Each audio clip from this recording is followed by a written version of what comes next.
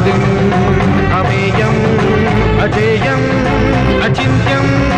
अमोघम् अपूर्वम् अनन्तम् अखण्डम्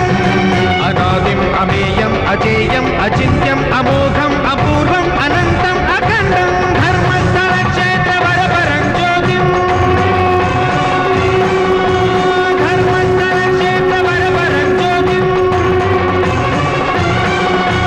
धर्मस्थल क्षेत्र वरपरं ज्योतिम्